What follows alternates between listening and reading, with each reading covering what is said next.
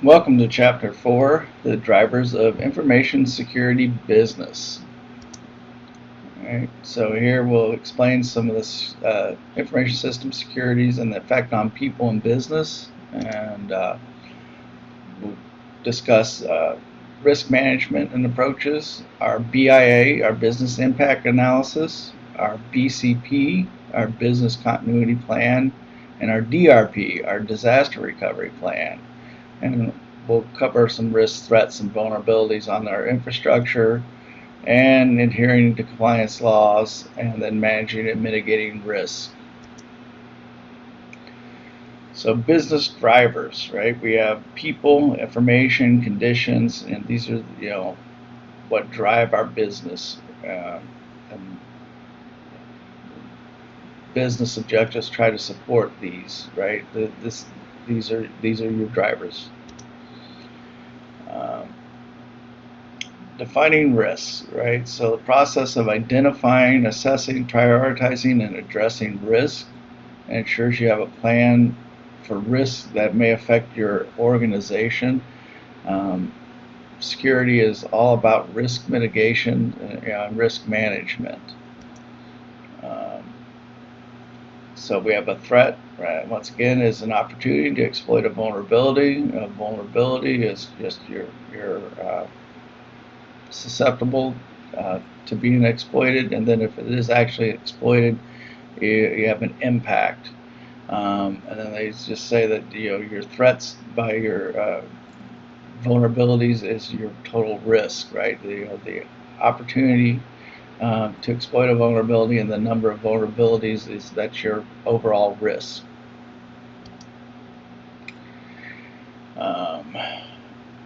Within our risk management, we have a risk methodology, and it's just a description of how you manage a risk.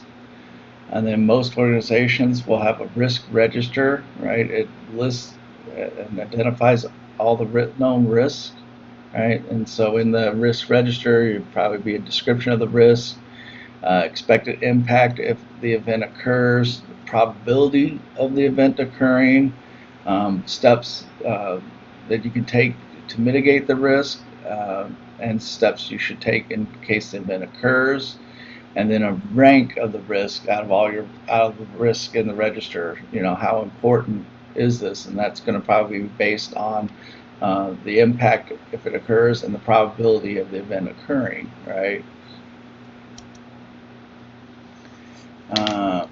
Implementing the BIA, the business impact analysis, the BCP, the business continuity plan, and the DRP, the disaster recovery plan, are very important. They help protect our organizations, the resources, and ensuring events that do not interrupt our normal business function. And if they do, we have a plan to resume business. How do we, if a disaster happens, how do we continue our business, right? So that having these prepared and ready beforehand, your DRP and your BCP is definitely required. And then the business impact analysis, right, is also for a specific event.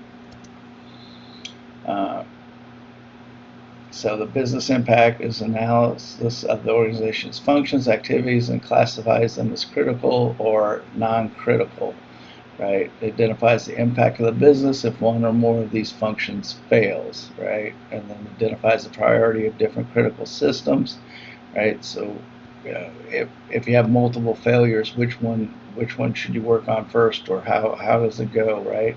You need to have these done beforehand.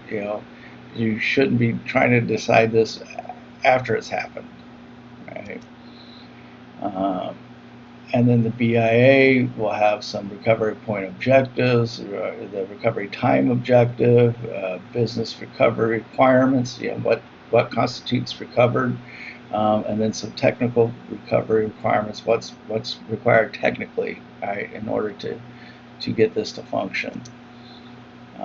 The business continuity plan, or BCP, is a Well, is a plan, with a structured response to events that result in interruptions to your critical business activities or functions, right? Um, and order of priorities, right? Safety and well-being of people should come first. If you're in an organization and they don't put people first, you may want to rethink where you're working. But safety and well-being of people should come first. Then the resumption and continuity of critical business functions and operations should come next. And then the continuation or continuity of the IT infrastructure components within the 7 domains of the IT infrastructure, right? So getting everything else up, right? One is people, making sure everybody's safe, especially like in a disaster, right? Second is let's get the bare minimum, the most critical systems running and functioning. And then 3 is let's get everything back to normal, um, you know, and resume everything. And here are just some elements that make a complete business continuity plan, right? So you should have some policy, standards, procedures, and guidelines. Project team members with defined roles and responsibilities. Emergency response procedures and protection of life, safety, and infrastructure. So you should have these procedures already ahead of time. Situation and damage assessments, resource salvage and recovery, and alternate facilities or triage for short-term or long-term emergency modes and business recovery. So you might want to have already in place some agreements with other facilities in case your main facilities go down, and so that you can resume business very quickly. A disaster recovery plan is an event that affects a disaster is an event that affects multiple business processes for an extended period, causes substantial resource damage you must address, and then the disaster recovery plan will have specific steps and procedures to recover in the case of a disaster. It is part of the business continuity plan, and it extends and supports the business continuity plan.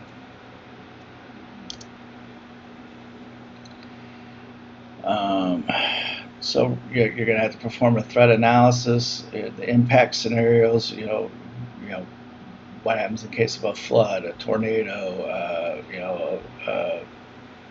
some other event, right?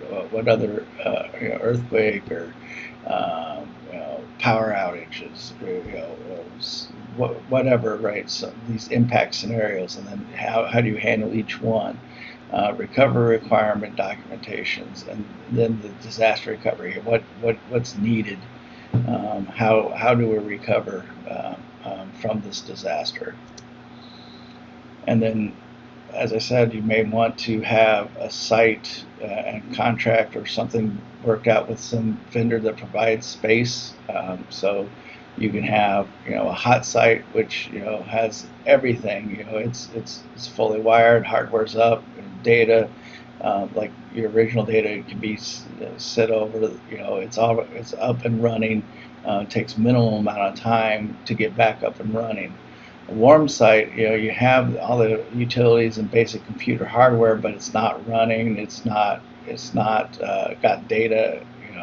Um, but it could be all it needs is be powered on and data submitted, and so it doesn't take that long to get up and running.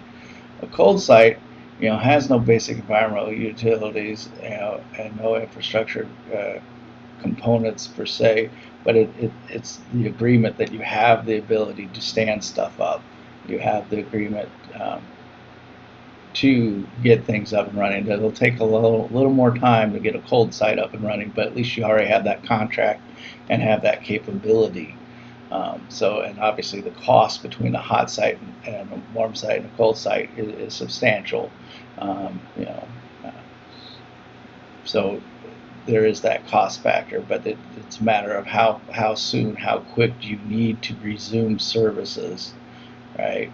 A hot site you can pretty much resume right away because it's identical to your production almost all the time, constantly. A warm site, you're probably looking at a couple hours or maybe a day, right? And where a cold site, you might be a couple days, right? And then a mobile site, right, is just a trailer with necessary utilities that can operate as a warm or cold site, um, depending on how much effort you put into it. Assessing risks, threats, and vulnerabilities. We have a lot of guidance, right? The Risk Management Guide for Information Technology Systems from NIST is a government agency, and it's part of the special publication 800 series. It provides detailed guidance of what you should consider in risk management, risk assessment, and computer security, and includes checklists, graphics, formulas, and references to U.S. regulatory issues. The CCTA, or CRAM, or CRAM, is a risk analysis method developed by the UK government and best practices of the UK. Operational Critical Threat Assessment and Vulnerability, Octava, defines a risk-based strategic assessment and planning technique for security. It's a self-directed approach. There are two versions, the Octava and the Octava-S.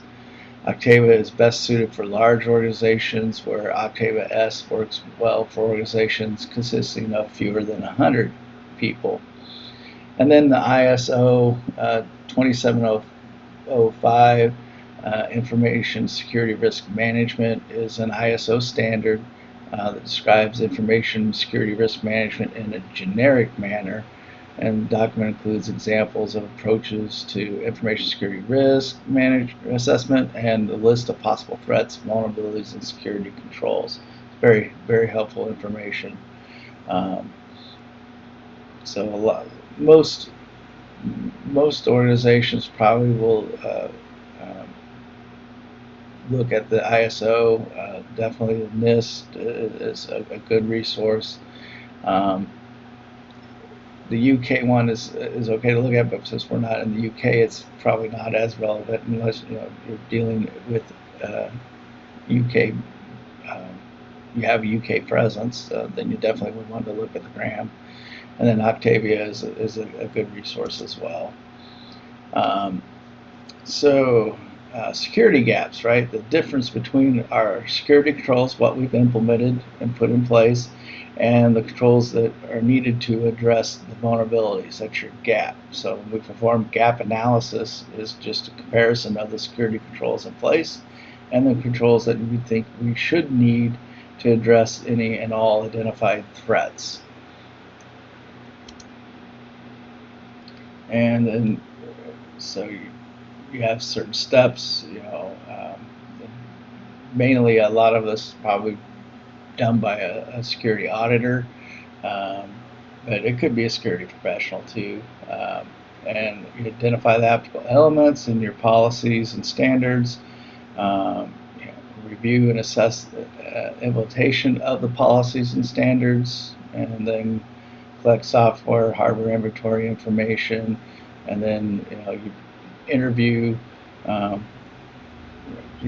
to assess the implementation of the policies, standards, procedures, guidelines. You'd have to interview areas that are responsible for implementation of those and figure out what they've done, and get the documentation to be able to perform your gap analysis. And in most cases, you're probably going to look at certain one standard or one policy, because it'd be very difficult to do a gap analysis of the whole organization. That would be just a huge undertaking, but you're probably reviewing certain pieces and certain policies at a time. Right, so interview the users, assess the knowledge and compliance, compare the current security environment with policies, and then prioritize the identified gaps to try to figure out how we can resolve them, and then document and implement remedies to resolve these gaps. And then we have compliance laws that we have to adhere to depending on what type of business or organization you are. You got the SOX for corporate companies, HIPAA for health, Graham-Leach-Bly Act for financial institutions, payment card industry, PCI for credit cards, those taking credit cards. FISMA is the Federal Information Security Modernization Act for education. And then the Government Information Security Reform Act of 2000 if you're a government institution or organization. And then keeping private data confidential, right? Because you can ensure availability, integrity. You can ensure it. It's important, but you can't undo a violation or loss of confidentiality. Once the data becomes public or is released and somebody knows about it, there's no way of taking it back, right? You've lost the confidentiality.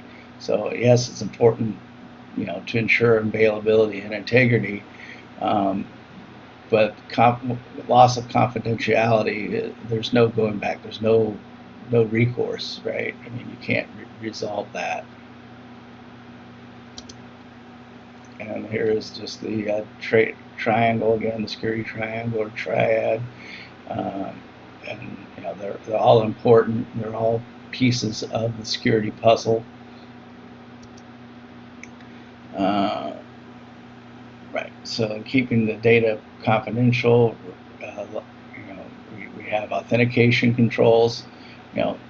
Trying to determine who you are, or who a user is, and then once we know who they are they authorized? You have authorization controls, and then there's just a list of how do we authenticate you, right? With passwords, biometric devices, smart cards, Kerberos, one-time passwords. Those identify who you are, and then once we know who you are you authorized, right? You have some authentication rules and permissions. Access control lists are pretty standard. That physical access controls, network traffic filters. There's all kinds of authorization controls, but we have to first identify who you are, and those are authentication controls. And then we're going to discuss mobile workers and use of personally owned devices, right? So mobility, right, allows us to work remotely and in almost real-time situation. And then a lot of companies now allow a bring your own device, a BYOD, using their own personal devices for business and personal use. And it's been a long time coming, but I mean, they now have a lot of security features in place. But some concerns when you do this is who owns the data, how do you control the data, right? Antivirus, how do you ensure that the mobile device is up to date and protected. Who owns the support of that device now, right? Privacy, how do you guarantee that the information doesn't get lost or stolen? User acceptance, what kind of agreements do you and the company have regarding your phone, right? But by using it for work, you have to give up some of your rights, right? And you have to accept some certain conditions, and then the legal concerns with doing this, right? There's a lot of legal issues, especially regulatory issues, can come into play here. And then so the endpoint and device security. So endpoint is just the user device, right? So it can be a computer, laptop, phone, wearable device, some endpoint, right? It's at the user. The user is using this, and so we can do full device encryption, so everything on the device is encrypted. Remote wiping, so that you can delete any and all data remotely.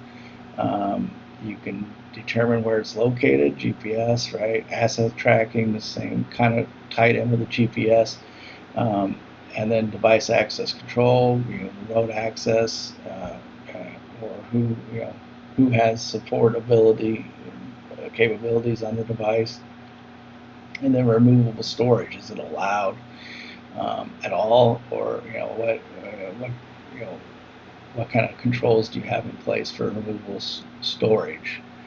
Uh, and so that is the end of our chapter 4. I'll see you in chapter 5.